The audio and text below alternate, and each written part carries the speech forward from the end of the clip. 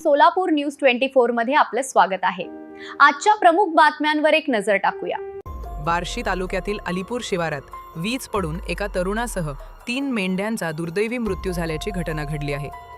अमोल भीमराज माने, वय 35, राहणार निवासा खुर्द, जिल्हा अहिल्यानगर असे मृत तरुणाचे नाव असून ते संत बाळूमामा पालखीतील सेवेकरी होते।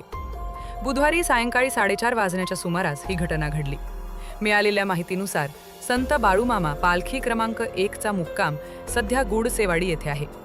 पालखीतील सुमारे 1500 मेंढ्यांच्या देखभालीसाठी 55 ते 60 सेवेकरी कार्यरत आहेत। बुधवारी सकाळी अमोल माने आणि जयराज वाघ हे मेंढ्या चारण्यासाठी अलीपूर शिवारात गेले होते। सायंकाळी अचानक वातावरणात बदल होऊन विजांच्या कडकडाटासह जोरदार पाऊस सुरू झाला। पावसापासून बचाव करण्यासाठी अमोल माने हे बाभळीच्या झाडाखाली थांबले असताना अचानक झाडावर वीज कोसळली। या भीषण घटनेत अमोल माने यांचा जागीच मृत्यू झाला, तर 3 मेंढ्याही दगावल्या। घटनेनंतर सेवेकऱ्यांनी त्यांना तातडीने बार्शी ग्रामीण रुग्णालयात दाखल केले, मात्र डॉक्टरांनी तपासणीअंती त्यांना मृत घोषित केले।